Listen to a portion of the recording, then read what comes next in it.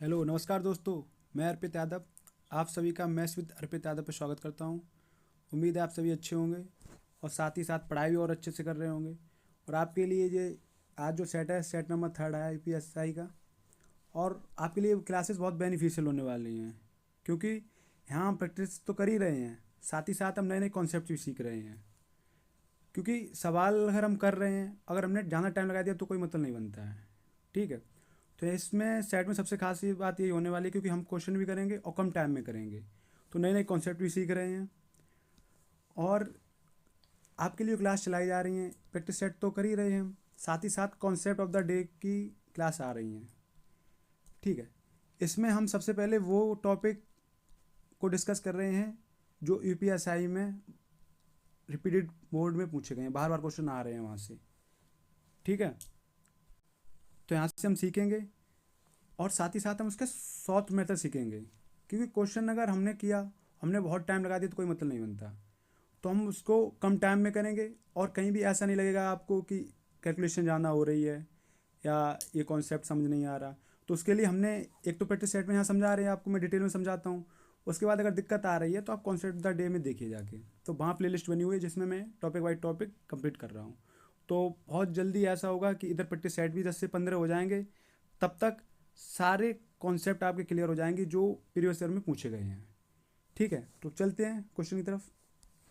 पहला क्वेश्चन आपके सामने है ये।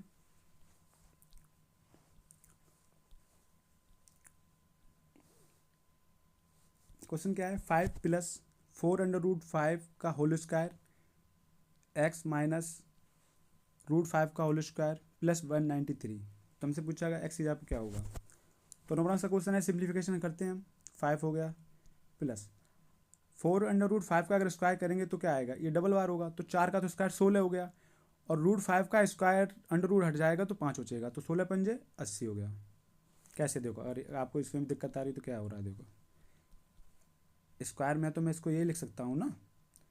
तो 4×4 = 16 हो गया, लेकिन रूट क्या होता है, अगर रूट से रूट में अंडर रूट में गुणा करेंगे तो ये 5 अंडर रूट हट जाएगा तो 5 ही बचा। तो ये हो गया 4×16, 16×5 = 80। ठीक है। तो दिक्कत आनी नहीं चाहिए, वैसे ये बारी बारी की चीज़ें हैं, ये तो आपने 4th 5th में ही पढ़ रखी होंगी। चलिए बढ़ते आगे। प्लस का एक्स, तो माइनस का √5 का स्क्वायर कितना हो गया 5, प्लस का 193।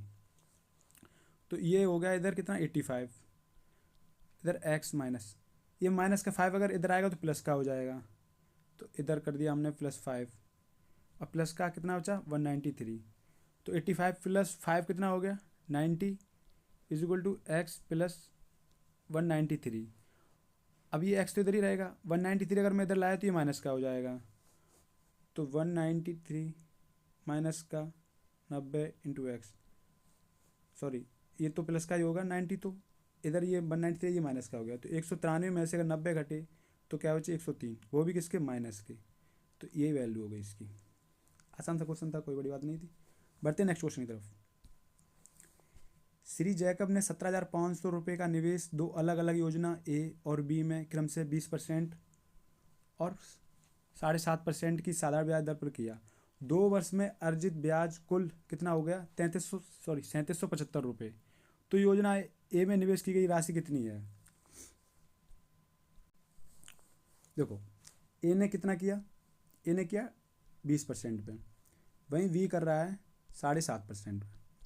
और ये ना 2 साल के लिए कर रहे हैं, तो 1 साल में तो 20% ब्याज हुआ इसका, बी का 7.5%, 2 साल में कितना होगा, ए का हो गया 40% और बी का हो गया 15%।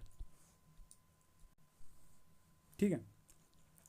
अब हमसे क्या कह रहा है, हमसे कह रहा है कि 2 साल में जो इसने टोटल जो इसे ब्याज मिला वो मिला 3775 रुपये, जबकि इसने टोटल जो अमाउंट है वो है 17,500 रुपये। तो हमसे पूछा गया कि ए में कितना इन्वेस्ट किया। तो यहाँ से हमें एक बात समझ में आ रही क्या, कि ए को जो पैसा इन्वेस्ट वो ब्याज मिला है वो 40% है, वहीं बी को 15% है।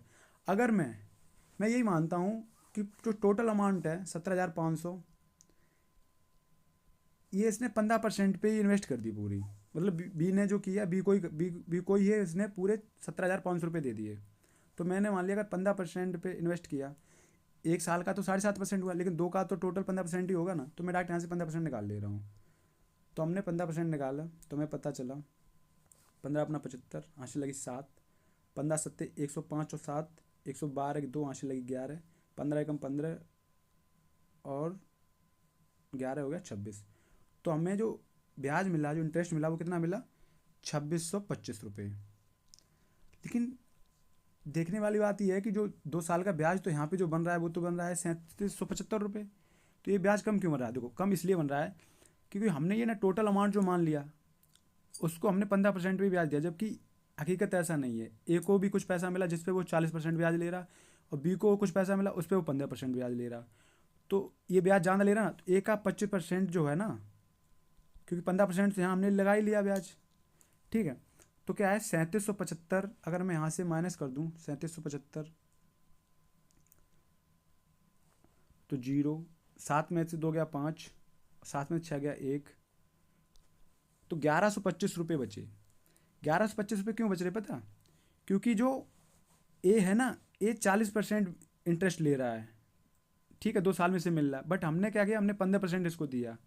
तो यहाँ इसका जो 25% बचा ना, वही 1150 के बराबर है। तो 25% अगर वैल्यू 1150 है, ए के 25% की, 25% की फ्रैक्शन कितनी होती है? वो होती है 1/4।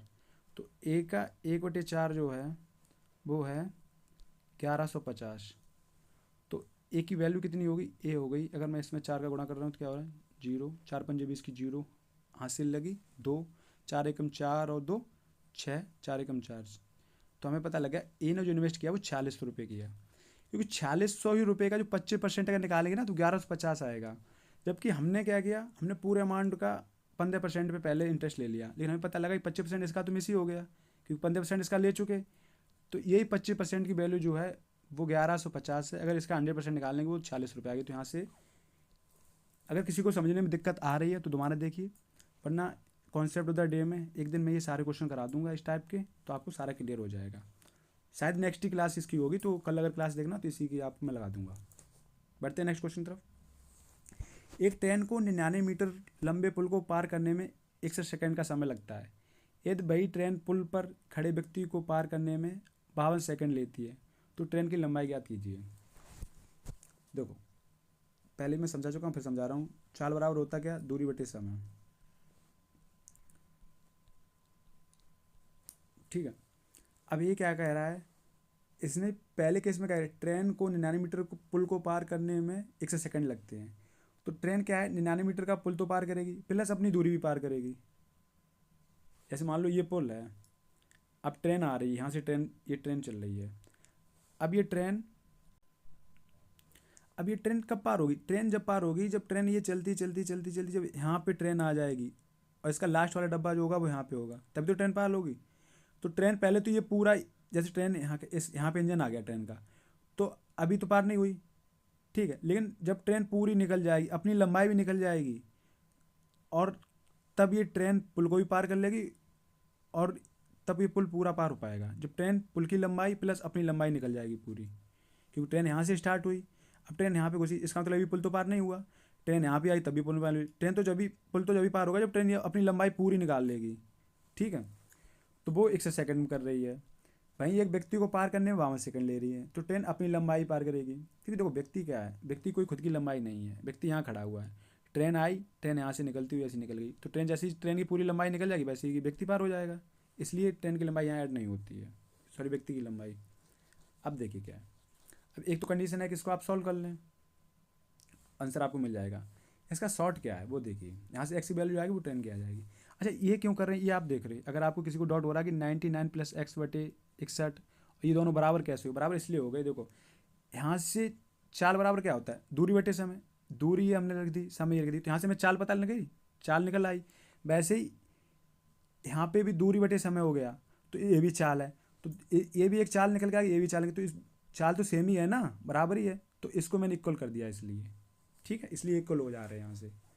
माइनर पॉइंट दिक्कत आती है लोगों को, वो मैं समझा रहा हूँ आपको।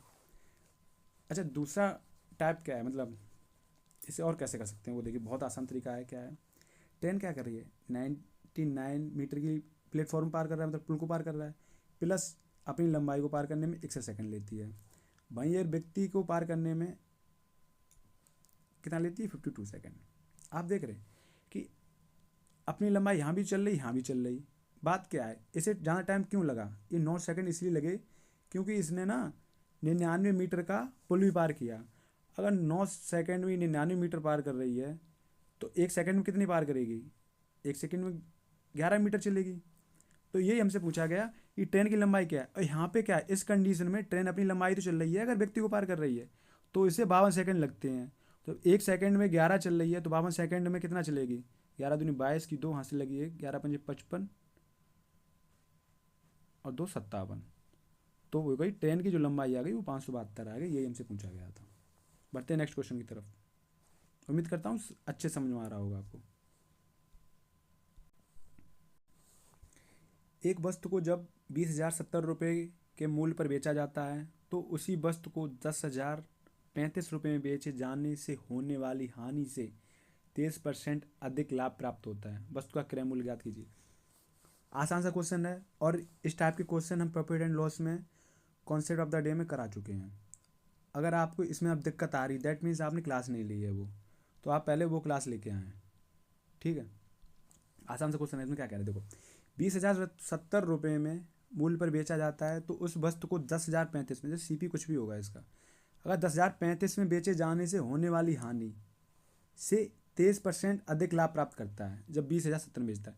मान लो सीपी कुछ भी होगी, इसकी क्रय मूल्य कुछ भी होगा, अगर 10,035 में बेच रहे तो इससे 100 का नुकसान हो रहा है। ठीक है, 100 यूनिट का या 100x मान लो, कुछ भी मान लो तुम। आगे क्या कह रहा है, लेकिन अगर वही चीज़ अगर इसे मैं 20,070 में बेच रहा हूँ तो मुझे 23% का लाभ हो रहा है, हानि का 23%। अगर 100x का 23% निकालेंगे वो 23x आएगा, तो उससे अधिक लाभ हो रहा है।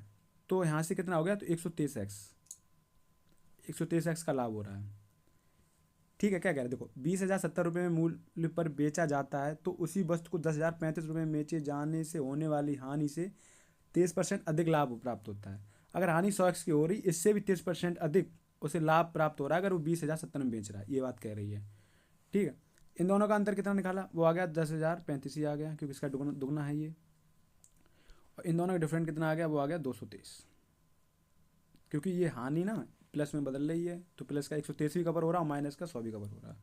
तो 223x, यहाँ से x की वैल्यू कितनी आ गई, 223 चौकू होता है 892 है। तो ये 4 टाइम और राइट लास्ट में 5 आ रहा तो लगभग 5 टाइम आ रहा। तो x की वैल्यू यहाँ से आ गई 45। x की 45 आ गई। हमसे क्या पूछा गया, हमसे पूछा बस का क्रय मूल्य क्या है। भाई अगर हमें 10,035 में बेच रहा हूँ तभी तो मुझे 100x का नुकसान हो रहा है ना। तो 1x की 45 वैल्यू है तो 100x की कितनी हो गई, 100x की हो गई 4500। 45 गुणा कर दिया तो 4500। अगर मुझे 4500 का नुकसान हो रहा तभी तो 10,035 में भेज रहा, तभी एक 4500 का नुकसान हो रहा है। तो क्रय मूल्य कितना है, अगर मैं नुकसान नहीं उठा रहा तो इसमें मैं ऐड कर दूंगा। तो ये हो गया 10,035 प्लस के 4500, तो 5 3 5 4 14,535। Option number D. चलते हैं नेक्स्ट क्वेश्चन की तरफ। एक गोले का पृष्ठीय क्षेत्रफल ज्ञात कीजिए जिसकी त्रिज्या 22 सेंटीमीटर है और यहाँ जो है ये आर है, सॉरी पाई की वैल्यू दी गई, पाई की वैल्यू 3.14 है।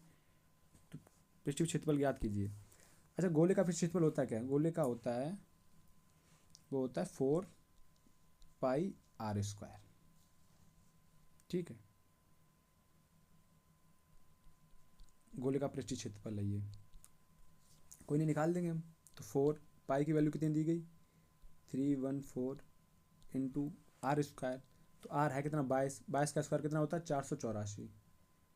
स्क्वायर तो इतना तो याद होंगे ना तुम्हें, 484। ठीक है, मैं मल्टीप्लाई कर रहा हूँ तो मैं पहले इसका मल्टीप्लाई कर दूंगा 4 का। कैलकुलेशन देखना कैसे, यहाँ हम कैसे कैलकुलेशन बचते हैं। 4 चौको 16, यहाँ से लगी 1, 4 32 1 33, यहाँ से लगी 3, 4 चौक 16 होती 19, 1936 इंटू 3.14। अब मैं 3 का मल्टीप्लाई कर रहा हूँ तो 3 18 है कि 8, यहाँ से लगी 1, 3 तिरका 9, 1 10, यहाँ से लगी 1, 3 27 और एक 28, हासिल लगी 2, 3 एकम 3 और 2 5, 5808।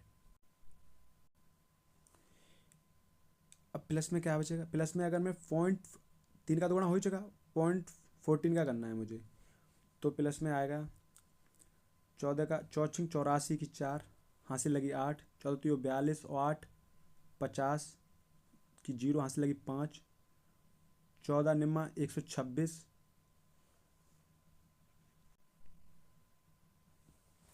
14 निम्मा 126 और 5 कितने हो गए 31, हासिल लगी 13, 14 कम 14 और 13 हो गया 27, और दशमलव लगा 2 अंक बाद, तो 271 ही हो गई। तो 5808 और प्लस का 271.04, तो ये बचा 8 1 9 7, 8 2 10 की 0, हासिल लगी 6, तो ये हो गया 6079.04। तो option number B. Formula based question था, कोई कुछ उसमें खास नहीं था। बढ़ते हैं नेक्स्ट क्वेश्चन तरफ। अच्छा, जब भी ये गोले का अगर तुमसे वो पूछा जाए, गोले का जो आयतन पूछा जाए, वॉल्यूम होता है, वो होता है 4/3 पाई आर क्यू। ठीक है, बढ़ते हैं नेक्स्ट क्वेश्चन तरफ। आज रविवार है, तो 34 दिन बाद कौन सा दिन होगा?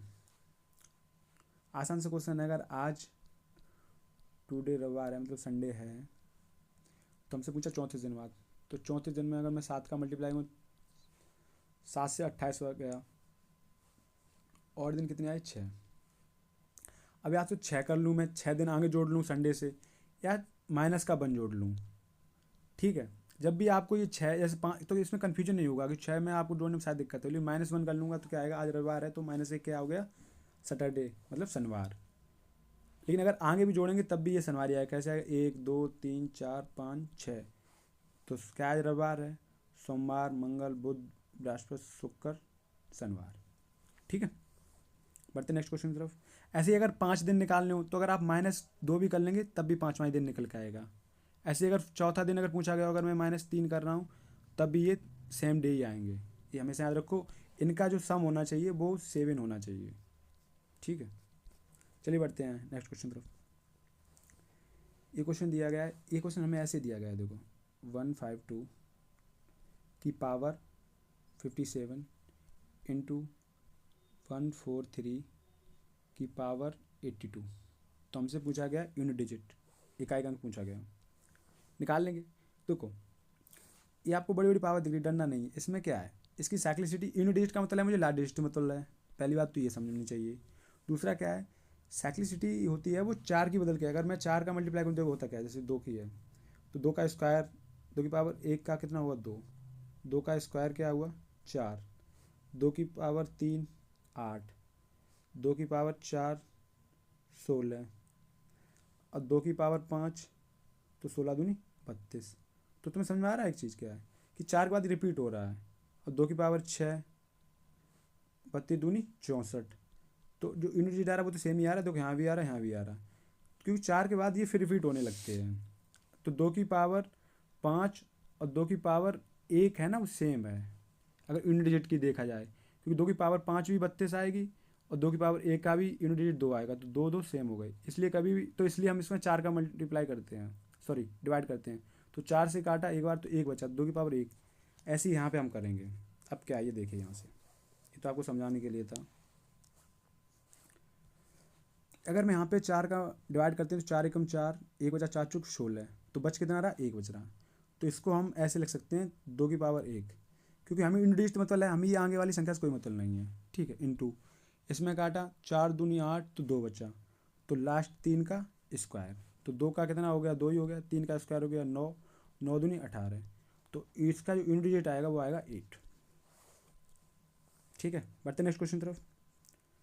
एक किराने की दुकान में लगातार 5 महीनों में 6635 रुपये, 7127 रुपये, 7055 रुपये, 7430 रुपये और 6462 की बिक्री हुई। छठे महीना में उसकी बिक्री में कितनी होनी चाहिए ताकि उसकी औसतन बिक्री 6700 रुपये हो? देखते हैं, तो 5 महीने में कितनी हो गई, पहले महीने कितनी हुई ₹6635। दूसरे महीने की है 7127, ये हम सब काउंट कर लेंगे। तीसरे की है 7055, 7430। पाँचवें महीने की है 6462। अगर मैं इनको जोड़ूंगा तो 5 5 10, 2 12, 7 19 की 9, हाथ से लगी 1, 4 2 6, 6 5 11, 11 3 14, 14 6 20 की 0, हाथ से लगी 2, 8 2 सॉरी 6 2 8, 1 9, 9 4 13, 4 17 की 7, हाथ से लगी 1, 7 दूनी 14, 3 21, 7 चौको 28 और 4 34। तो जो आ गई वो आ गई कितना, 34,709। लेकिन हमसे क्या कह रहा है, हमसे ये कह रहा है, ये तो 5 महीने की हो गई, ये 5 मंथ की है, ठीक है। हमसे कह रहा है कि 6 महीने की औसतन बिक्री। अगर 6 का औसत दिया गया हमें कितना, 6700, तो 6 का सम कितना होगा, 6 का गुणा कर देंगे हम, तो 6700 गुणा 6, तो 0 0, 6 7 28 की 8, सॉरी 7 6 42 की 2, 6 7 42 की 2, हाथ से लगी 4, 6 6 36 और 4 40। तो ये हो गया 40,200। और 5 महीने का कितना दिया गया, 5 महीने दिया गया 34,709। तो 10 में से 9 गया, 1 बचा, 9 में से 0 गया 9, यहाँ 11 में से 7 गया, 4 बचा, यहाँ कितना था, 9 में से 4 गया 5। तो हमारे पास आ गया जो छठे महीने की बिक्री है वो हमें मिल गई 6 महीने की, वो है 5,491। Option number D. आसान सा क्वेश्चन था, ठीक है। बढ़ते नेक्स्ट क्वेश्चन तरफ। अजय स्थिर पानी में 52.5 किलोमीटर प्रति घंटे की गति से नाव चलाता है। यदि नदी 17.5 किलोमीटर प्रति घंटे की गति से बहती है तो उसे एक स्थान पर नाव ले जाकर वापस आने में 90 मिनट लगते हैं।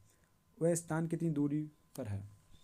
अजय क्या कर रहा है कि एक नदी की तरफ जा रहा है जिसमें उसकी स्पीड जो है 52.5 किलोमीटर है, लेकिन नदी का बहाव भी 17 किलोमीटर है। लेकिन वहाँ तक एक पॉइंट तक जा रहा, वापस आ रहा। तो एक बार क्या होगा, अगर मैं एक्स दूरी मानता हूँ तो एक बार क्या होगा, अगर जाते टाइम तो क्या है कि इसकी दूरी जुड़ जाएगी, क्योंकि नदी भी जा रही है उधर, उधर ही बह रही और उधर ही अपनी नाव चला रहा है। तो इन दोनों को जॉइंट कर लेंगे तो कितना हो गया, 5 5 10 की 0, हाथ से लगी 1, ये 70 किलोमीटर हो गया। 52.5 और 17.5 किलोमीटर, ये हो गया 70 किलोमीटर। वहीं क्या कह रहा है कि उधर से वापस भी आना, एक पॉइंट तक गया और वापस आ रहा है, तो वापस भी एक्स किलोमीटर ही आएगा अगर एक्स किलोमीटर गया है। लेकिन तब स्पीड घट जाएगी क्योंकि अब वो 52 की स्पीड से आ रहा है, लेकिन नदी 17.5 किलोमीटर की गति से बह रही, तो स्पीड कम हो जाएगी उसकी, क्योंकि अभी डाउन स्पीड में, डाउन अप स्ट्रीम में आ रहा है। तो माइनस करेंगे, क्या हो गया, तो ये 12 में से 7 गया 5, 5 में 0, 12 में 7 गया 5 और 4 में से गया 3, तो 35 किलोमीटर। टोटल टाइम कितना लगा, टोटल टाइम लग रहा है 90 मिनट। 90 मिनट को अगर घंटे में बदलेंगे तो क्या हो जाएगा, 3/2, क्योंकि 90 मिनट को अगर घंटे में 60 का डिवाइड किया तो खास काट दे, 3 3 9, 3 दूनी 6, ठीक है। अब देखिए, अब एक तो है कि हम इसको मैं सॉल्व कर लूँ। दूसरा कि ऑप्शन से समझें कि 1.5 घंटे लग रहा है। अगर एक्स की दूरी अगर 35 किलोमीटर लेके चल रहा हूँ मैं, तो 65, ये दिख रहा है, दूर से ही दिख रहा है आपको, ठीक है। 35/35, 3/2। अगर सॉल्व भी करेंगे तब भी आसानी से हो जाएगा, कोई इतना बड़ा, अभी मैं करके दिखाऊंगा कैसे हो रहा है।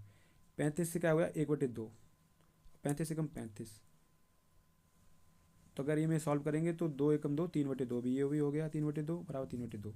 तो इसका मतलब ये है कि ये 35 किलोमीटर जा रहा है, 35 किलोमीटर लौट के आ रहा है। अच्छा, आपको इस बात, ये आपको अगर नहीं टिक किया, आपको समझ नहीं आ रहा, तो सॉल्व कैसे करेंगे वो देखिएगा।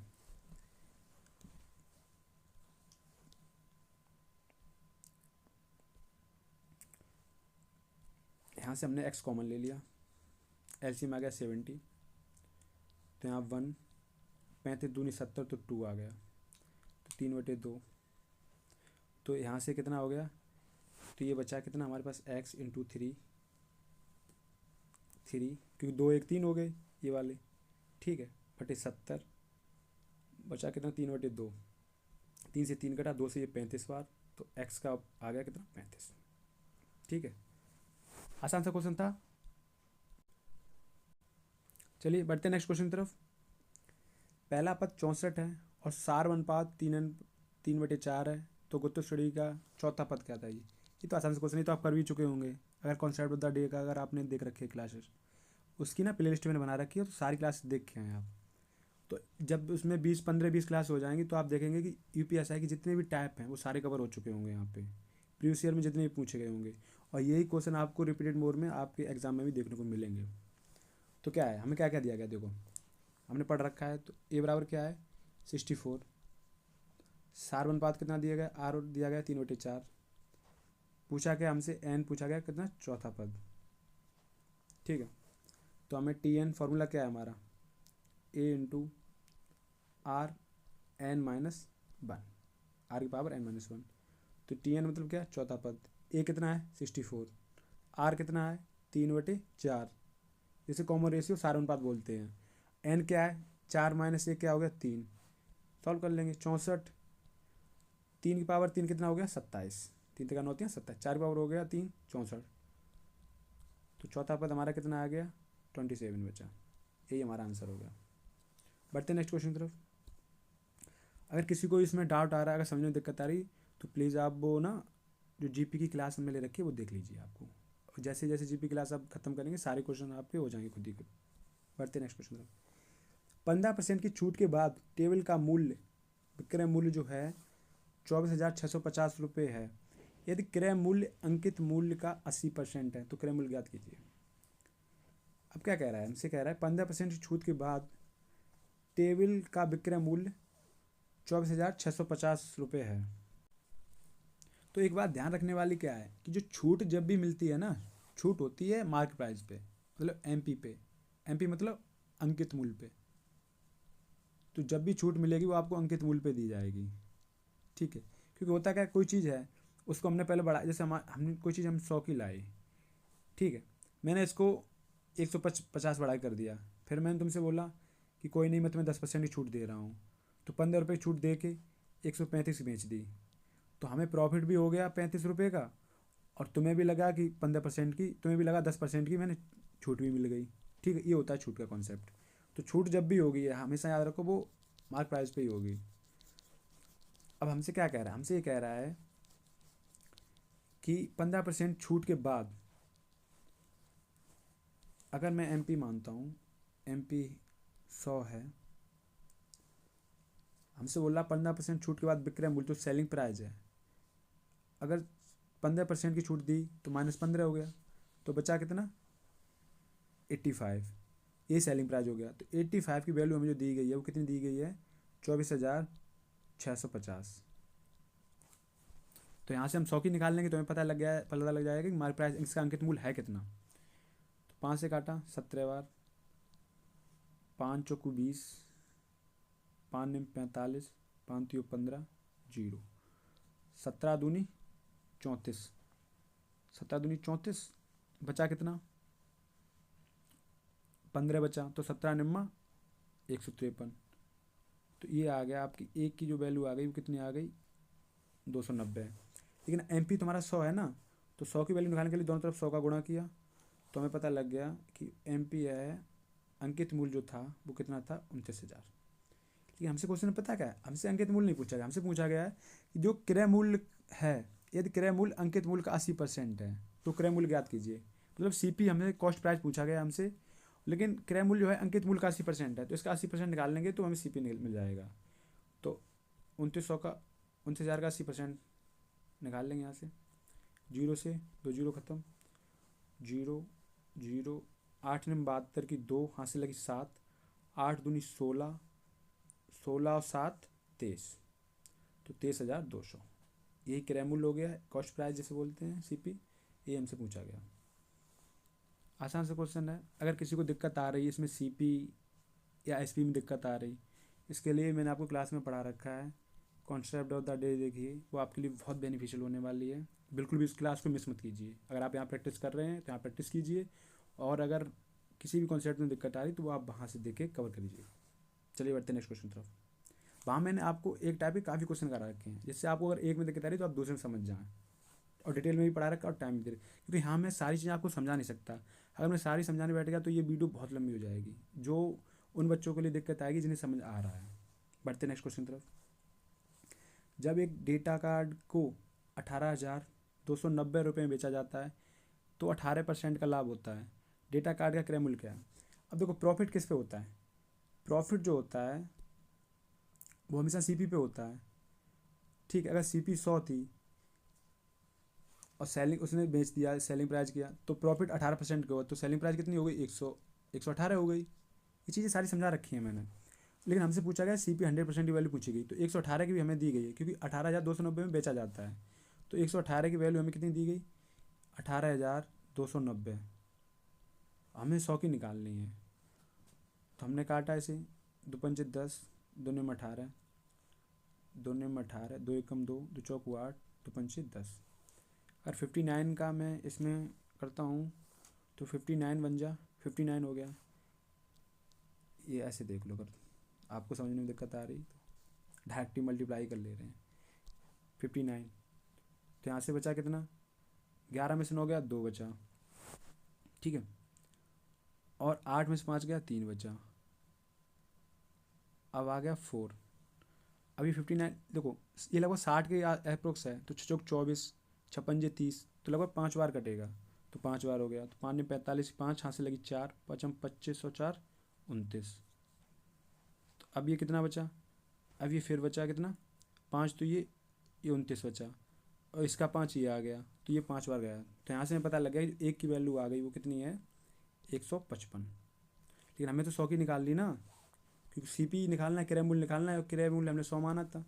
तो इसमें हम दोनों तरफ अगर 100 का गुणा कर रहे हैं तो ये हो गई 15,500। ये आपका आंसर हो गया। बढ़ते हैं नेक्स्ट क्वेश्चन तरफ।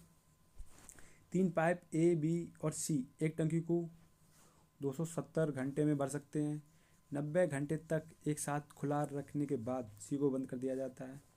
फिर ए और बी ने शेष भाग को 270 घंटों में भर दिया।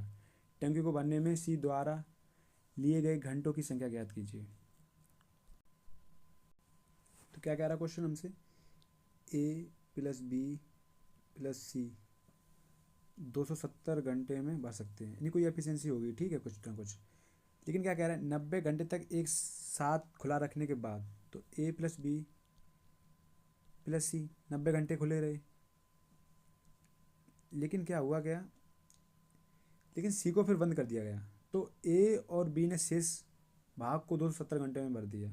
तो शेष भाग को भरने में ए प्लस बी को 270 घंटे लगे, 270 घंटे, ठीक है। अब प्रॉब्लम क्या आ रही? देखो यहाँ से समझने वाली बात क्या है? 90 घंटे तो ये तीनों साथ रहे हैं, जहाँ ये 270 घंटे में भर रहे थे।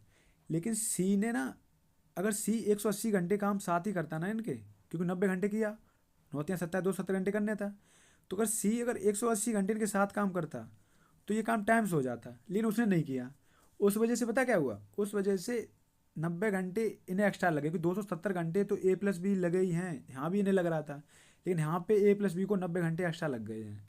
तो यहाँ ए प्लस बी की जो वैल्यू है वो है 90 आवर। यहाँ से इनकी एफिशिएंसी हमें पता लगी, 9×2 = 18। तो सी अगर एक काम करता है तो ए प्लस बी उतने टाइम में 2 काम करते हैं। इतनी बात अगर समझने में किसी को भी दिक्कत है बताइए। दोबारा समझिए क्या कह रहा है हमसे। ये कह रहा है कि ए प्लस बी प्लस सी 270 घंटे में कोई काम है वो कर लेते थे, लेकिन हुआ क्या? ए प्लस बी ने 90 घंटा काम किया। अब कितने बचे? 180 घंटे बचे। अगर 180 घंटे भी ए प्लस बी तीनों लगे रहते तो 180 घंटे में हो जाता काम, क्योंकि 270 में टोटल हो रहा था। लेकिन क्या हुआ कि सी है, उसने काम छोड़ दिया, तो सी का 180 घंटे का काम भी ए प्लस बी जो है वो 90 घंटे में कर रहे हैं, क्योंकि 270 घंटे ही लग रहे। 90 घंटा बनना तो टोटल टाइम तो इन्हें 270 घंटे ही लगता ना ए प्लस बी को प्लस सी को, लेकिन सी की वजह से उन्होंने 90 घंटा यहाँ पर एक्स्ट्रा काम किया था। तो यहाँ से हमने वैल्यू यहाँ से निकाल ली कि सी का जो 180 घंटे का काम है वो ए प्लस बी दोनों 90 घंटे में कवर कर पा रहे हैं। तो यहाँ से हमें पता लग गया, जब काट लिया हम, तो सी की वैल्यू 1 आ गई और बी की 2 आ गई। अगर सी की 1 है, ए प्लस बी की 2 है, तो यहाँ कितनी हो गई? ए की ए प्लस बी की 2, सी की 1, तो 3। तो हमें पता लग गया 270 घंटे में काम कर रहे हैं और इनकी एफिशिएंसी है 3, क्योंकि सी 1 घंटे में 1 कर रहा है और ए प्लस बी 1 घंटे में 2 काम कर रहे हैं।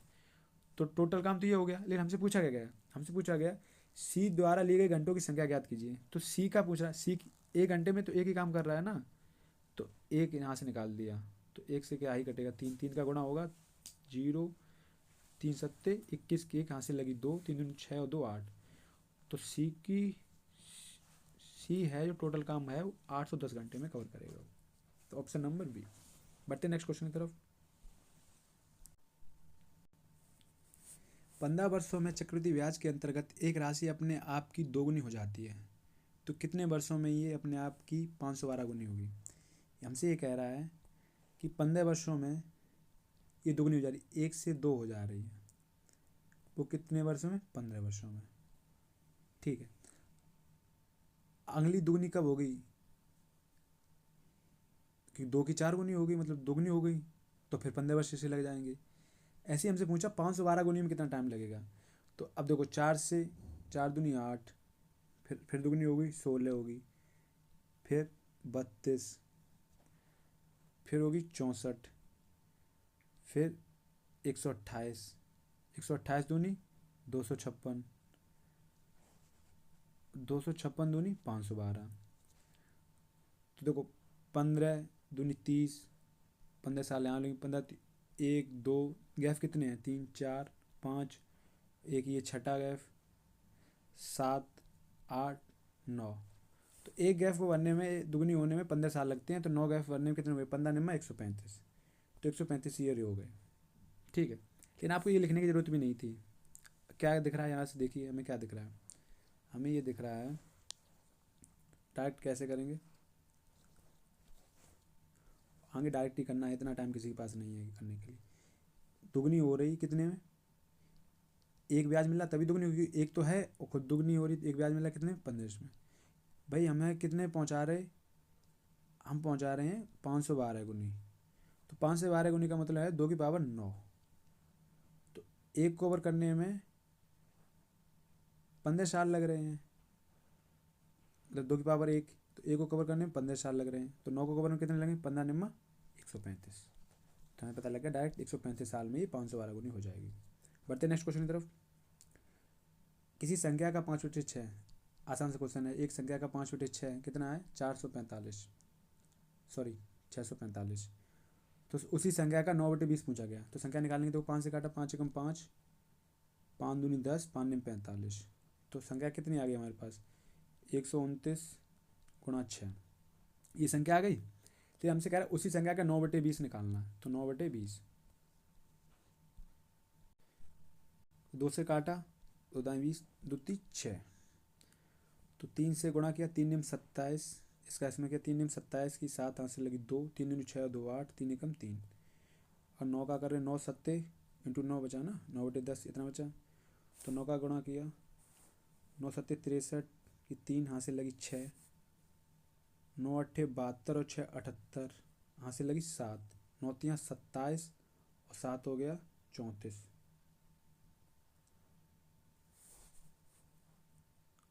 बटे 10।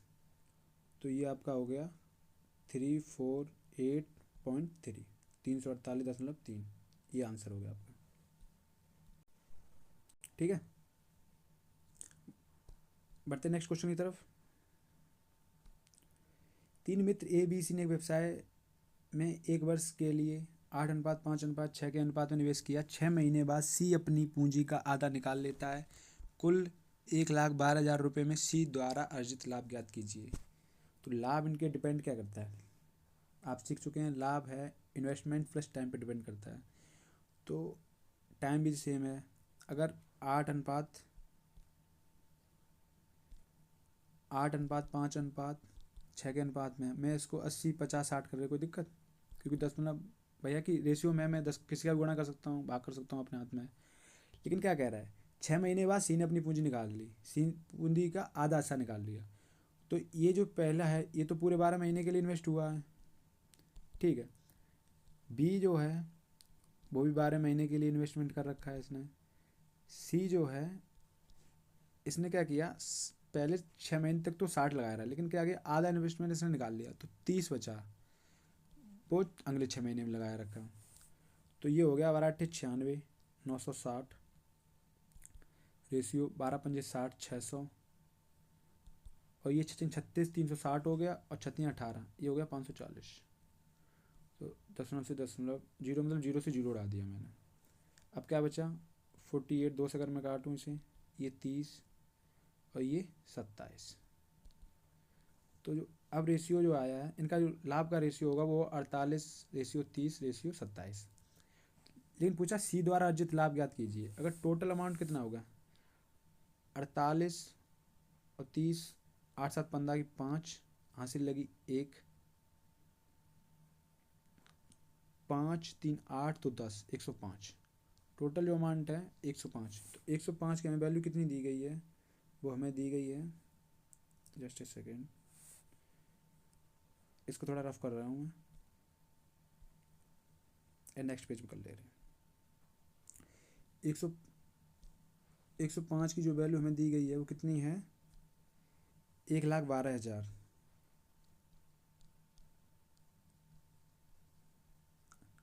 ठीक है। लेकिन हमसे पूछा क्या गया, हमसे पूछा गया सी का निकालिए। तो सी ने इन्वेस्ट कितना किया, सी का जो लाभ का अनुपात है वो 27 है। 105 में से 27 लाभ जो मिला है वो सी को मिला है। तो हम सी का निकाल लेंगे यहाँ पे। इसे काटा, 5 दूनी 10, 5 एकम 5, तो 5 दूनी 10, 5 दूनी 10, 5 चौको 20।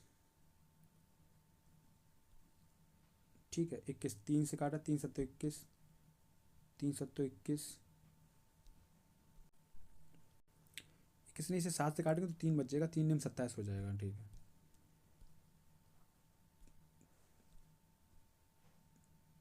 तो अगर मैंने 7 से काटा, 7 या 21, 7 या 21, 7 दूनी 14, 32। हमें वैल्यू कितनी निकालनी थी, 27 की। तो 27 निकाल के इसमें मैं 9 का गुणा करूँगा, तो 9 3 27, और इसमें 9 का गुणा किया तो क्या है, 0 0, 9 दूनी 18 की 8, हासिल लगी 1, 9 3 27, 1 28, तो 28,800।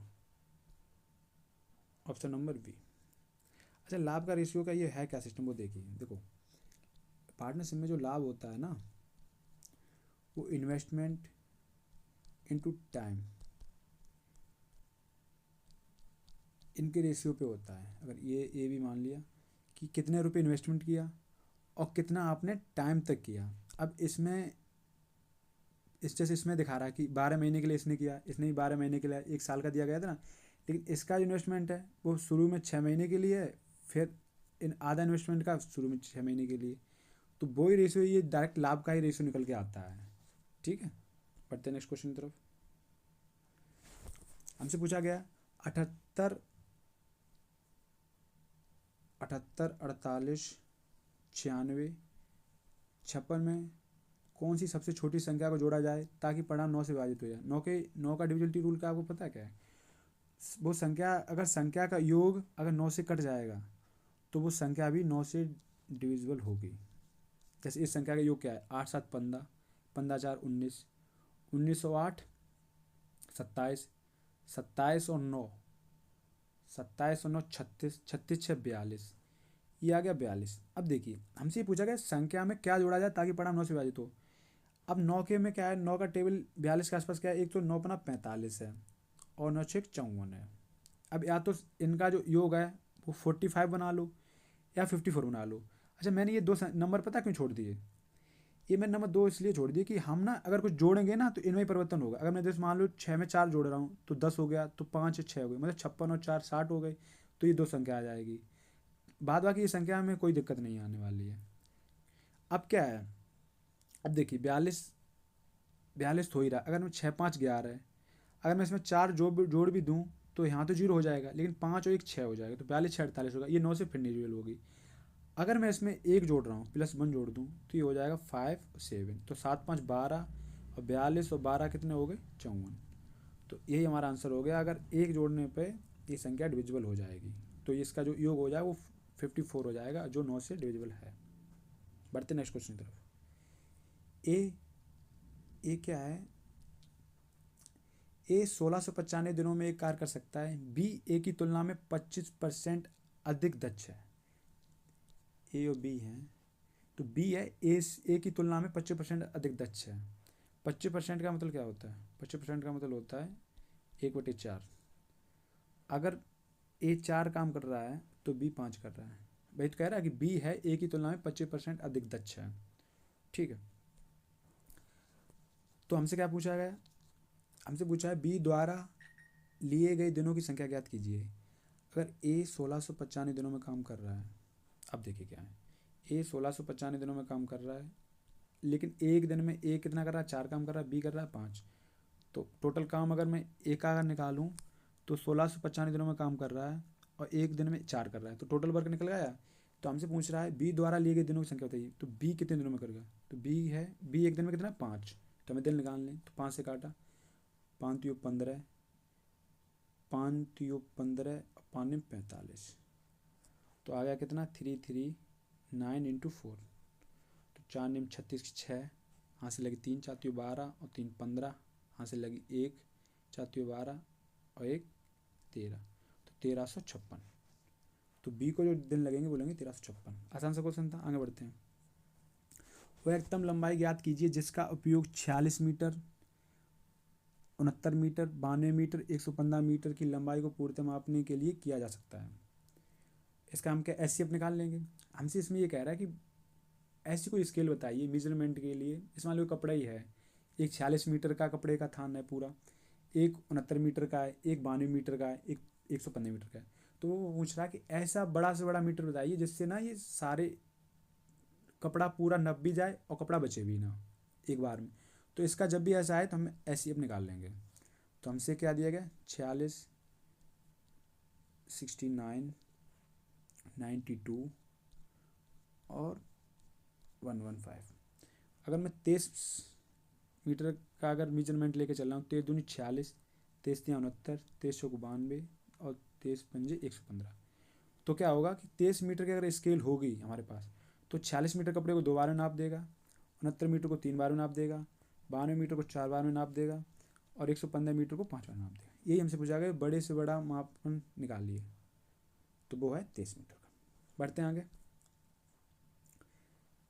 श्रेणी दी गई है, इसमें 159 पदों तक का योगफल ज्ञात कीजिए। तो ए बराबर क्या है, देखो समांतर श्रेणी में है ये, समांतर श्रेणी का फॉर्मूला है सम निकालने का, वो है n/2 2a plus n-1 into D. आसान सा क्वेश्चन आप देखिए क्या है, हमें कितना चाहिए 159 पदों का निकालना है। तो n की वैल्यू कितनी आ गई, यहाँ देखो ए बराबर हमें कितना दिया गया, ए होता है प्रथम पद, तो वो है 267, डी होता है डिफरेंट, तो डी डिफरेंट, इन दोनों का डिफरेंट कितना है, इन दोनों का कितना है, 5 है। ऐसे ही हमसे और क्या चीज़ दी गई है, हमें एन पूछा गया है, एन दिया गया कितने पदों का, तो एन है 159 पदों का योग पूछा गया हमसे। तो यहाँ से 159 अपॉन 2, 2 गुणा ए का मान कितना है 267 प्लस एन, एन कितना है, एन है 159 में से एक गया तो 158, तो 158 और कॉमन जो डिफरेंट है वो कितना है 5 का, डी डिफरेंट में दिया गया।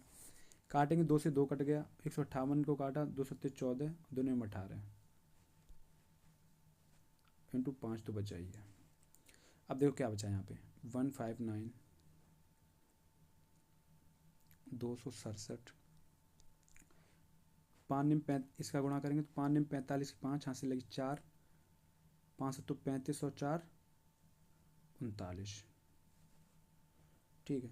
तो 159, 7 5 12, यहाँ से लगी 1, 9 7 16 की 6, यहाँ से लगी 1, 3 3 6, तो ये हो गया 662। अब देखिए कैलकुलेशन हम कम कर कैसे करें, एक तो है कि हमें 159 का टेबल तो नहीं पता, लेकिन हम क्या कर सकते हैं, देखो इसको यहाँ रफ कर रहा हूँ मैं। हम क्या करेंगे कि 159 को हम लिख सकते हैं 160 माइनस 1, 159 बचा, इंटू 662।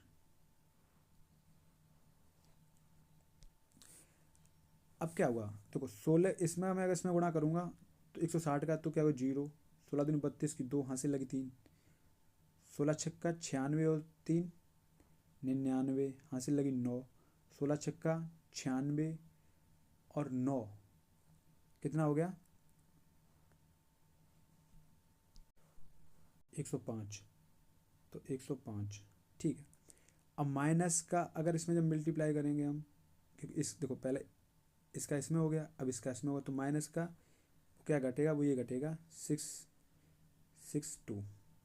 तो 10 में से 2 गया 8 बचा, 11 में से 6 गया 5 बचा, 8 में से 6 गया 2 बचा, 5 105258। तो ऑप्शन नंबर हो गया 4। तो जब भी आपको कैलकुलेशन दिखे आप कोशिश करें कि कैसे भी करके हम ये 100 के आसपास, मतलब 2.5 के आसपास लेके चले हैं, ताकि हमें, अब देखो यहाँ पे हमें 159 का मल्टीप्लाई करते तो मुझे नहीं टेबल आ रहा था ना, 66 का आ रहा था, लेकिन हमें 16 का टेबल तो आ रहा था ना, तो हमने 160 माइनस 1 कर लिया। ठीक है, बढ़ते नेक्स्ट क्वेश्चन की तरफ। राकेश अपनी मासिक आय का 15% अपने घरेलू खर्च पर, 15% उसने अपने घरेलू खर्च पे, होम पे खर्च किया। उसके बाद क्या है, 20% किताबों पे, 20% बुक्स पे, 30% कपड़ों पे खर्च करता है, उसके बाद 30% क्लॉथ्स पे खर्च कर रहा है, और शेष की बचत करता है। गणना करने पर उसे पता चलता है कि उसे अंततः 12,565 रुपये की बचत की है। उसकी मासिक आय क्या है, इतना तो खर्च कर दिया, तो क्या अगर 30 20 50 65, तो 65% उसने खर्च किया, तो उसे पता क्या लगता है कि उसने जो बचत की, अगर 65 खर्च किया, टोटल इनकम तो 100% थी ना, 65 खर्च किया तो कितना बचा 35। तो 35 की वैल्यू दी गई है, वो कितनी है 12,565। हमसे पूछा गया उसकी मासिक आय क्या है, तो हमें 100% निकालना है। टोटल आय इनकम जो थी वो तो 100% ही थी ना, ये इसका एक्सपेंडिचर हो गया। अब देखिए इसे मैं 7 से काटूँ, 7 पन्ना 35, तो 7 एकम 7, 5 12 तो 55 हो गया, तो 7 छिंग 42, 7 7 49, 49 बचा कितना 6, 7 9 63 और 7 पन्ना 35। अगर मैं 20 का गुणा करूँ तो 20 पंजे 100 हो गया, तो 100 की वैल्यू हमें निकालनी, तो 100 की वैल्यू आ गई। 20 का गुणा इसमें किया तो इससे 20 का गुणा करना पड़ेगा, 0 2 पंचे 10 की, 0 हासिल लगी 1, 2 18 1 19, हासिल लगी 1, 2 14 1 15, हासिल लगी 1 2 1 2 1 3, तो 35,900 रुपये आ गई, इसकी टोटल इनकम थी। ठीक है, बढ़ते नेक्स्ट क्वेश्चन की तरफ। क्या पूछा गया है, इसमें आपके शायद ऑप्शन कट रहे होंगे, नहीं कट रहे होंगे, दिख रहे होंगे। ठीक है, सभी विद्यालयों के कक्षा जो है कक्षा 12, इसमें क्या पूछा गया है, पढ़ रहे विद्यार्थियों की कुल संख्या ज्ञात कीजिए। ठीक है, तो ये है 12th वाली जो है लास्ट वाली लाइन है, तो पहले क्या है 42 34 23, ये ऐड कर लेंगे निकल आएगा। तो क्या है 42, डब्ल्यू का 42 है, एक्स का 34 है, और वाई का कितना है 23, और जेड का कितना है 40। तो 4 2 6, 6 3 9, और 4 3 7, 7 2 9 4 13, तो 139, तो 139 होगा, ये पूछा गया है। बढ़ते हैं आगे। विद्यालय बाई में पढ़ रहे विद्यार्थियों की कुल संख्या और विद्यालय डब्ल्यू में पढ़ रहे विद्यार्थियों की कुल संख्या के बीच अंतर कितना है।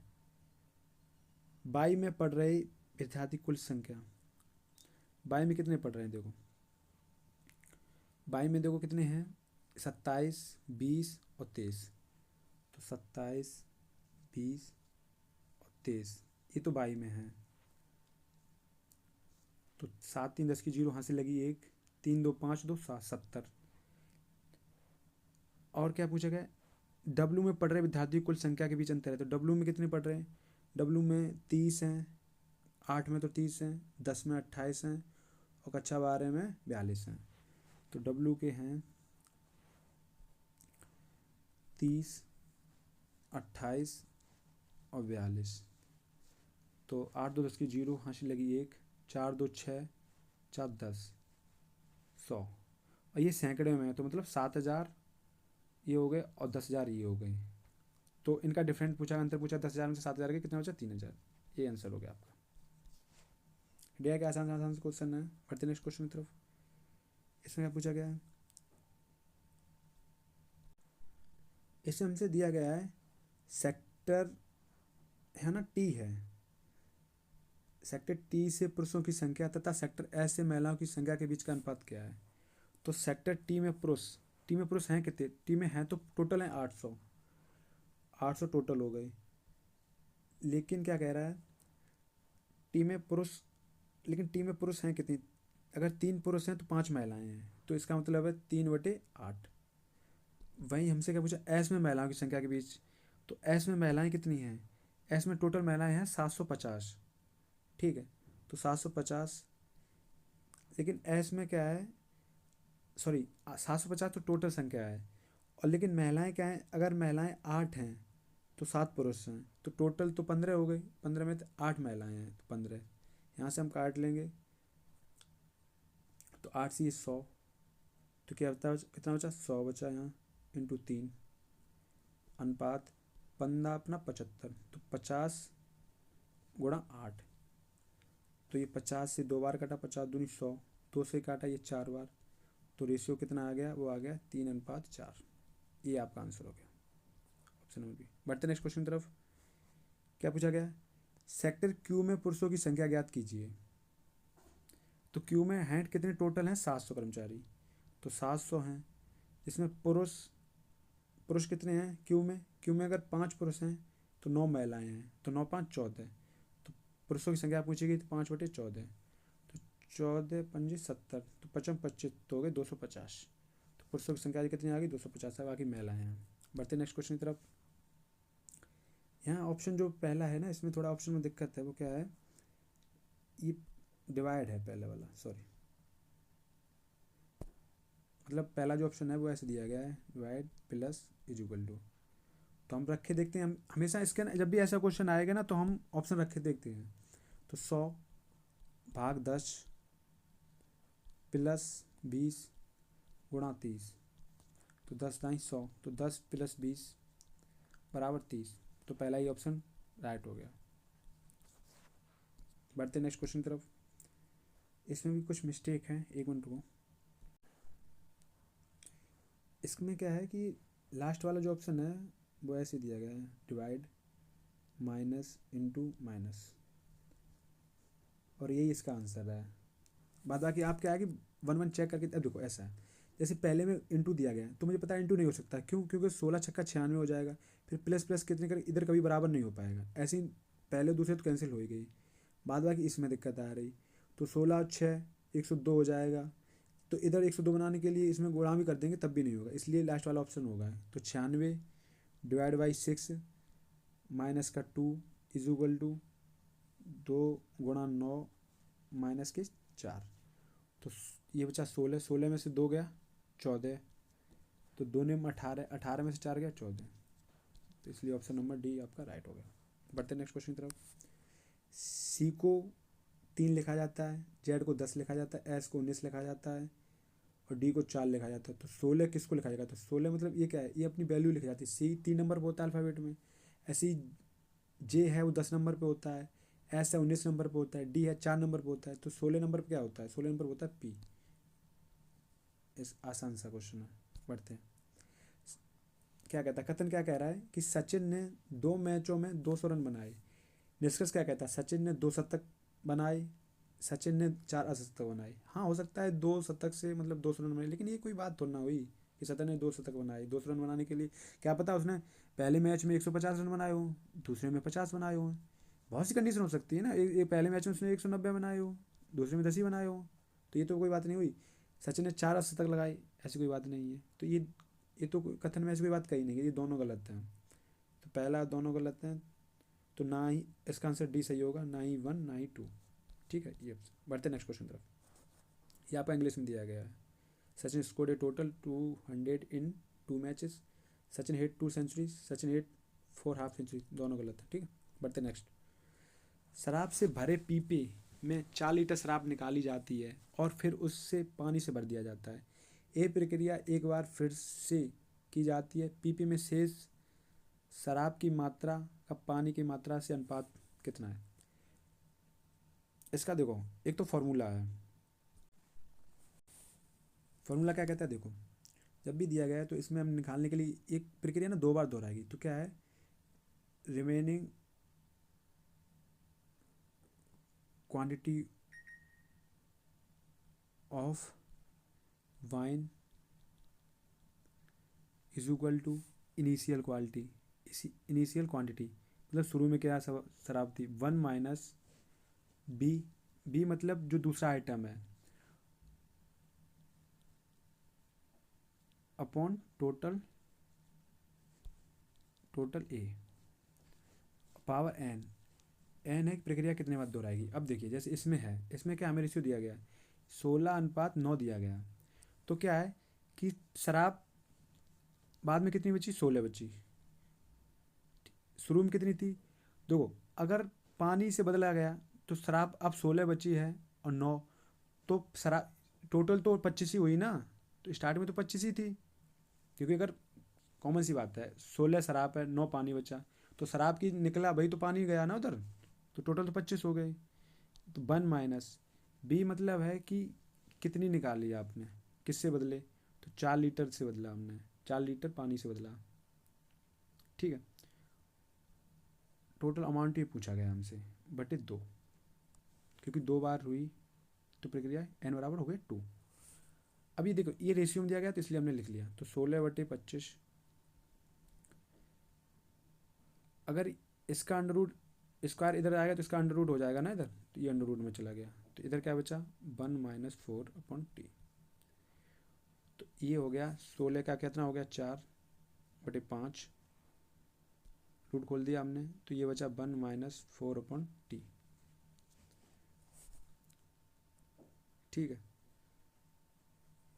इधर ये माइनस, इधर ये प्लस है, इधर मैं इसे ले आऊँ तो ये माइनस का हो जाएगा, तो क्या बचा 4, यहाँ लिख लेते हैं 4/5 minus 1 is equal to minus का 4/t, ये बचा।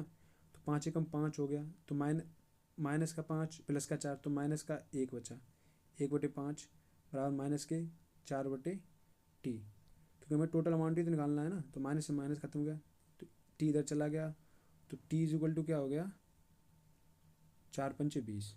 तो जो शुरुआत में जो अमाउंट था उसका हमसे पूछा गया मूल रूप से कितनी शराब थी, तो वो थी 20 लीटर। एक तरीका तो ये हो गया। दूसरा इसका आसान सा तरीका क्या है वो देखिए, लास्ट में जो शराब और पानी का रेशियो कितना हो गया, वो हो गया 16:9। हमें क्या निकालना है, हमें निकालना है मिल्क, सॉरी वाइन दी गई ना, तो टोटल वाइन जो है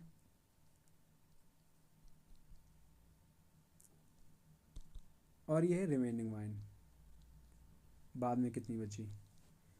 तो टोटल तो 25 थी ना, रेशियो ही लेके चलेगा, रेशियो था तो कितना था 25 का, ठीक है। और बाद में कितना बचा 16, वाइन 16 बची ना। अब ये घटना ये हुआ क्या, 2 बार हुआ, तो मैं इसका अंडर रूट ले ले इसलिए, क्योंकि ये 5 का स्क्वायर और 4 का स्क्वायर है ना, क्योंकि 2 बार घटना घटी, तो ये बचा कितना, तो 5:4 में बचा। लेकिन क्या है ये तब हो रहा है जब, ये कब हो रहा है देखो, शराब से भरे पीपे में से 4 लीटर शराब निकाली जाती है और फिर उसे पानी से भर दिया जाता है। यह प्रक्रिया एक बार फिर से की जाती है, पीपे में से शराब की मात्रा का पानी की मात्रा से अनुपात ज्ञात की, ये अनुपात है। तो हमसे पूछा गया मूल रूप से कितनी शराब थी, तो एक का ही अनुपात जो है, एक की वैल्यू जो है वो है 4, तो 4×5 = 20, और बाद में कितनी बची 16 शराब, ठीक। तो यही आपका आंसर हो गया। तो जब भी आए आप कीजिए, अगर 2 बार है 3 बार प्रक्रिया आए तो इसका क्यू रूट लेंगे हम। बढ़ते नेक्स्ट क्वेश्चन की तरफ। आपको दिया गया है संख्या के उस संयोजन का चयन कीजिए जिसके अनुसार इसे व्यवस्थित करने पर यह अक्षर एक सार्थक शब्द होना है। तो मैं ऑप्शन वाई ऑप्शन ट्राई करेंगे। तो पहले में क्या है, पहले में 2 है, 2 पे क्या है एल, 5 पे क्या है ए, 3 पे क्या है, 3 पे क्या है आर, एक पे क्या है जी, 4 पे क्या है ई, तो लार्ज। तो बन गया, ये तो सार्थक क्रम बन गया, तो ऑप्शन नंबर ए। बढ़ते नेक्स्ट क्वेश्चन तरफ। सभी बल्ले गेंद हैं, स्टेटमेंट दिया गया, कथन है सभी बल्ले गेंद हैं, कुछ गेंदें गुब्बारे हैं। निष्कर्ष क्या है, कुछ बल्ले गुब्बारे हैं कुछ गेंदें बल्ले हैं। तो देखिए सभी बल्ले गेंदें, अगर कुछ गेंदें बल्ले पूछे जाते तब तो ठीक है, लेकिन कुछ गेंदें बल्ले हैं, हाँ ये वाला सही है स्टेटमेंट, क्योंकि सभी सभी का क्या है, ये 100 है और गेंदों का ये 50 है, तो 100 से 50 पे जा सकता है, 50 पे जा सकता है, ठीक है, कुछ कुछ हो सकता है। दूसरा क्या है, कुछ बल्ले गुब्बारे हैं, कुछ बल्ले गुब्बारे हो सकते हैं, कुछ बल्ले गुब्बारे, इनका दोनों का कोई अंतर नहीं बन रहा, तो ये नहीं है, पहला गलत है। तो ऑप्शन नंबर बी, केवल इसका दूसरा हो रहा है। बढ़ते हैं। सभी बलूत बरगद हैं, सभी बरगद ताड़ हैं, सभी ताड़ वृक्ष हैं। तो सभी बलूत ताड़ हैं, अगर बरगद, इन दोनों का मैच करा रहा हूँ, तो सभी बलूत ताड़ हैं, सही है। सभी बरगद वृक्ष हैं, सभी बरगद वृक्ष हैं, सभी ताड़, कुछ ताड़ हो सकते हैं, सभी बरगद वृक्ष हैं, सही है, दोनों सही है। तो ऑप्शन नंबर डी। देखो 100, 50, 100 और 50 का सीन क्या है, देखो सभी और कुछ, सभी को मैं 100 लेता हूँ और कुछ को 50 लेता हूँ। अब जैसे यहाँ पे क्या है, सेब है, संतरे, अगर देखो हमसे दिया गया है कि सभी सेब संतरे हैं, तो जितने भी सेब हैं वो संतरे हैं, तो कुछ संतरे सेब हो सकते हैं, बिल्कुल, जब सभी हैं तो कुछ संतरे, लेकिन सभी संतरे सेब नहीं हो सकते, क्योंकि कुछ और भी हो सकते हैं, समझे। तो इसलिए 100 से हम 50 पे जा सकते हैं, और 50 से हम सभी को नहीं जा सकते हैं, 50 से सिर्फ 50 पे जा सकते हैं, तो इसलिए ये दोनों सही है। बढ़ते हैं नेक्स्ट क्वेश्चन की तरफ। हमें दिया गई है SCORE को हमें लिखा गया है क्या, एस की वैल्यू कितनी होती है, एस को 19, सी की 3, ओ की 15, बी की 22 और ई की 5। इसको लिखा कितना गया है, यू की होती है 21, एफ की 6, टी की 20, वाई की 25 और पी की 16। तो हमसे पूछा गया ट्रेड को, पूछा गया ट्रेड को क्या लिखा जाएगा, ट्रेड को, टी की कितनी होती है 20, आर की 18, ए की 1, डी की 4 और ई की 5। अब देखिए इसमें कर क्या रहा है, देखो 19 प्लस जोड़ रहा है 2, 3 में प्लस के 3 जोड़ रहा है, ऐसे ही 5 में कितना जोड़ रहा है, 5 प्लस के 5, ये 22 है, 22 में आर है ना, आर पे 18 होता है, सॉरी बी नहीं, ये आर है, ये आर है, तो आर पे होता है 18, तो 18 में कितना जोड़ रहा है, ये 7 और प्लस के 11। तो हमें समझ में आया 2 जोड़ रहा है, फिर 3 जोड़ रहा है, फिर 5 जोड़ रहा है, फिर 7 जोड़ रहा है, फिर 11 जोड़ रहा है। इसका मतलब ये प्राइम नंबर जोड़ रहा है, अभाज्य संख्याएं जो हैं 2, 3, 5, 7, 11। अब ऐसे ही देखिए इसमें भी हम जोड़े 2 जोड़ेंगे तो क्या है, 20 पे 2 22 पे क्या आता है बी, 18 3 जोड़ेंगे तो 18 3 21, 21 पे क्या आता है यू, इसमें क्या जोड़ेंगे 5 जोड़ेंगे तो 1 और 5 कितना, 6, 6 पे क्या आता है एफ, 4, 4 में 7 जोड़ेंगे 11, 11 पे क्या आता है के। उसके बाद ये क्या है ई है 5, 5 में क्या जोड़ेंगे हम 11, तो ये होगा 16, 16 पे आएगा पी। तो BUFKP क्या है, BUFKP ऑप्शन नंबर ए। पढ़ते हैं नेक्स्ट। RIP को SKS लिखा जाता है, तो आर का कितना है 18, आई का कितना है 9, पी का कितना है 16, इसको क्या लिखा जाता है SKS। एस का कितना है 19, के का कितना है 11, एस का कितना है 19। ऐसे ही हमसे पूछा गया FER का पूछा, एफ पे है कितने 6 पे, ई पे कितना है 5, आर पे क्या है 18। तो देखो +1 प्लस 9 2 11 प्लस का 2 प्लस का 3, तो इधर भी प्लस का 1 होगा तो क्या होगा 7, 7 पे क्या आता है जी, प्लस का 2 तो 5 और 2 7, 7 पे क्या आता है जी, 18 और 3 21 यू, तो GGU ऑप्शन नंबर 2। बढ़ते हैं नेक्स्ट क्वेश्चन तरफ।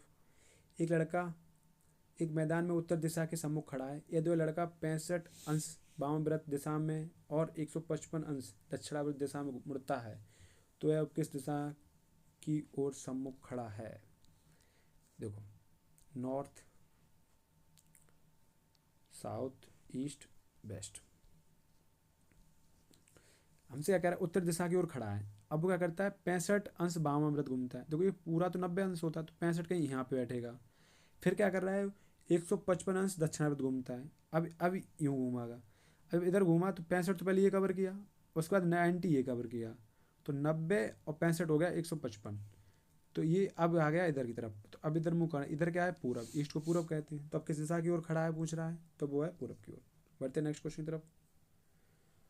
इसमें क्या है, ये सीरीज है, इससे ये अक्षर बना, इससे ये अक्षर बना, इससे इसमें क्या है, देखिए क्या है, यहाँ से आर ए से स्टार्ट हो रहा है, टी पे खत्म हो रहा है, इसका मतलब है शुरू के 3 अक्षर गायब हैं और लास्ट के भी 3 अक्षर गायब हैं। फिर क्या हो रहा है, फिर इसमें +1 हो रहा है, देखो पहले में तो ये -1 हो रहा है, फिर अभी क्या है, इस सीरीज के बाद क्या होता है, +1 हो रहा है, मतलब एक अक्षर बढ़ रहा है, क्योंकि आर के बाद क्या ए इधर भी बढ़ गया और टी के बाद आई इधर भी बढ़ गया, फिर 3 अक्षर कम हो रहे, ए आर ए इधर भी कम माइनस हो गया और एस टी आई ये भी उड़ गया, तो अब क्या बचा, CTERI, लेकिन अब +1 एक अक्षर प्लस फिर होगा, तो देखो दोनों तरफ होगा, तो सी के बाद क्या है, देखो ए आया तो ये जुड़ गया इसमें, यहाँ पे जुड़ा, और इधर क्या आया, आई के बाद एस आया तो ये जुड़ गया, लेकिन अब की बार फिर 3 अक्षर माइनस होंगे, इधर के भी और इधर के भी, जब 3 अक्षर माइनस होंगे तो बचेगा क्या हमारे पास, तो हमारे पास सिर्फ ई बचेगा, यही सीरीज ये है, इसका नंबर ऑप्शन नंबर सी हो गया। बढ़ते नेक्स्ट क्वेश्चन की तरफ। कथन दिया गया, क्या संयुक्त परिवार एकल परिवार से श्रेष्ठ होता है, तो तर्क क्या है, हाँ संयुक्त परिवार सुरक्षा सुनिश्चित करते हैं तथा कार्यभार को कम करते हैं, तो बात सही है, अगर संयुक्त परिवार है तो काफ़ी लोग होंगे और मिलजुल कर रहेंगे तो सुरक्षा भी सुनिश्चित होगी, क्योंकि साथ एक साथ सारे लोग रह रहे हैं तो कोई दिक्कत नहीं है, और कार्यभार को कम करते हैं, बिल्कुल है, जब बहुत से लोग काम करने वाले होंगे तो कार्यभार कम होगा, तो पहला कदम सही है। अब दूसरा क्या है, नहीं एकल परिवार चलाने के लिए अधिक धन की आवश्यकता होती है, ये तो कोई बात नहीं हुई, तो ये तो कुछ कह ही नहीं रहा है, बेतु का सवाल है, तो ऑप्शन नंबर ए, मतलब बी है जो बी पे ए है, तर्क एक पर बल रहा है। बढ़ते हैं नेक्स्ट क्वेश्चन की तरफ। तो इसी के साथ आपकी क्लास ख़त्म होती है और मिलते हैं आपको नेक्स्ट क्लास में।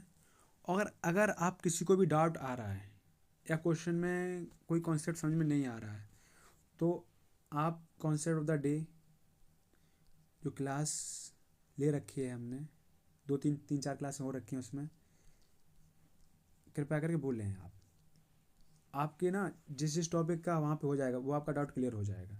जैसे वहाँ पे मैंने आपको करा रखा है, एक जीपी की क्लास करा रखी है, तो यहाँ जीपी का आपको डाउट नहीं होने वाला है, कितने भी क्वेश्चन करेंगे आपके हो जाएंगे। वैसे ही प्रॉफिट एंड लॉस की हो रखी है क्लास, ठीक है, ऐसे ही एक अलजेब्रा की करा रखी है मैंने। तो वही ये, आप अगर आपको यहाँ दिक्कत आ रही है तो कृपया करके वो क्लास देखें। अगर आपने जैसे जीपी की देख ली तो आपको सारे क्वेश्चन बन जाएंगे, कभी दिक्कत नहीं आएगा। प्रॉफिट एंड लॉस की अगर देख लेंगे तो प्रॉफिट एंड उनके क्लास में आपके सारे क्वेश्चन बन जाएंगे, ठीक है। तो इसीलिए वो कॉन्सेप्ट दैट आपके लिए बहुत जरूरी है, क्योंकि इसीलिए मैं पढ़ा रहा हूँ उसमें, यहाँ पे जो भी डाउट आ रहे हैं, क्योंकि यहाँ पे मैं आपको बहुत डिटेल में नहीं समझा सकता हूँ। और वहाँ पे क्या कर रहा हूँ मैं, एक क्वेश्चन के एक टाइप के क्वेश्चन में 7 से 9 क्वेश्चन करा रहा हूँ, ताकि आपके ना दिमाग में बैठ ही जाए। क्योंकि होता क्या है, अगर एक क्वेश्चन बार बार अगर टाइप बदलता रहेगा ना, इस प्रैक्टिस सेट में, प्रैक्टिस सेट ही उन लोगों के लिए बहुत फ़ायदेमंद है जिनका कोर्स कंप्लीट हो चुका है और वो सीख रहे हैं। हाँ, यहाँ से आपको नए नए कॉन्सेप्ट जरूर सीखने मिलेंगे, शायद आपने पुराने कॉन्सेप्ट से बहुत लेंथी सीख रखा होगा, बट यहाँ पे आपको जो मिलेगा एग्ज़ाम ओरिएंटेड मिलेगा और कम टाइम में, ताकि पेपर आपका जो 40 क्वेश्चन आपको मिले वो आप 30 से 32 मिनट में कर पाएँ, ठीक है। तो मिलते हैं नेक्स्ट क्लास में, और जुड़े रहिए आप हमारे प्रैक्टिस सेट के साथ, और सीखते भी रहिए और अपने आप को अंदाज़ा भी लगाते रहिए आप कितनी तैयारी कर रखे हैं, कितने क्वेश्चन आप पे बन रहे हैं, कितने नहीं बन रहे हैं, ठीक है। चलिए मिलते हैं नेक्स्ट क्लास में, नमस्कार।